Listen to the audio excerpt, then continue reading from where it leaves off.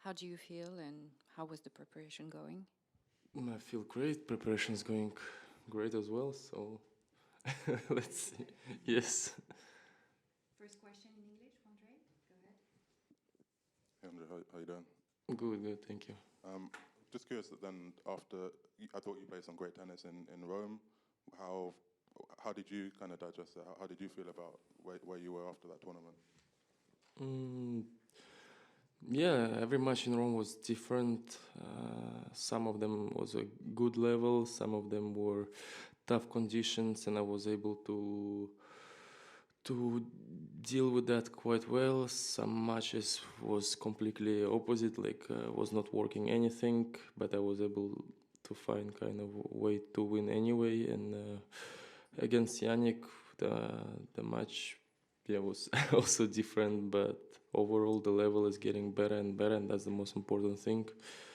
It's more, yeah, I mean, depends. In my case, it's getting better and better. Compare, of course, the level of Alcaraz Sinner. Of course, there is some things of trusting myself or be able to maintain that focus for during all the match without dropping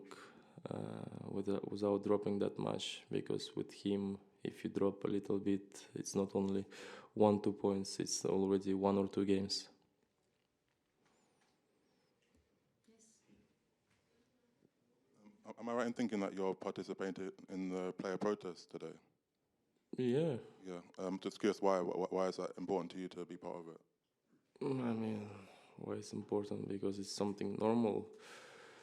When you try to communicate and to kind of work together for so many years, and it's not kind of working, and no one pays attention. So in one moment it's like, okay, we need to do something at least to be able to get this attention, and maybe finally we talk, and if there is no attention, so it will keep going. Hi. Can you tell us a bit how did you organize this protest? I didn't organize anything. Not you personally. I mean, like I said, when you try to communicate for so many years, when you explain the things, okay, here and there, it's not how it should be, it can be better, and it's not about only the money and stuff like that. There is many aspects, and they don't hear you, they don't answer. Basically, I don't know, just give you example, when you send a mail and no one responds to official mail for months, it's like, and we are doing the same thing, like, come on guys, are we together, or you completely don't care that much that you cannot even communicate?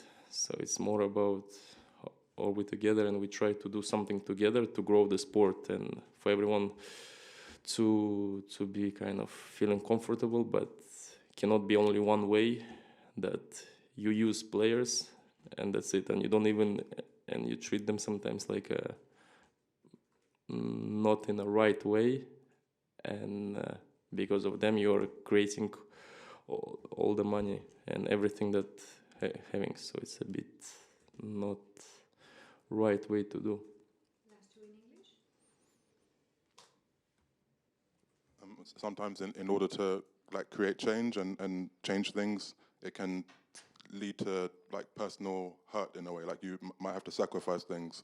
Do you think players are willing to do that, whether it's, obviously there was talk about the boycott, or even in this situation, not doing certain obligations that leads to fines? Do you think players are actually willing to do that? I think it's all depending again on communication, because we are completely open, and we want that. We were asking for many years to try to communicate and to hear us, like basic things, help, I don't know, bonus pool, help, pension, help. It's not only give us money. There is a huge structure where you can, and where you can develop to grow the sport.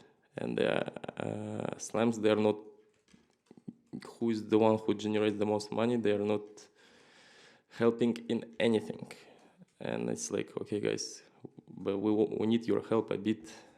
We cannot only do everything by ourselves, and that's it. So it's not about things. It's about that we are open to communicate, and we want. And then it's about them. If they don't want, then we'll think what is next to be heard, and that's it. Last one in English. You're part of the player council, right? I'm curious, just in general, then, what have you learned about the sport, and particularly how fractured it is, how difficult it is to make changes, and how has that experience been for you in general? Basic, I don't know, the experience, nothing really too special or something. It's more about that, just to be a bit, let's say, to have a illusion that I'm a bit less misinformed, because when you're far, you hear one thing from a player, you hear another thing from a tournament, then you hear a third thing from ATP, fourth thing from ITF, and it's like, okay. And there is kind of, you having a bit of illusion that more or less you hear the middle, you know.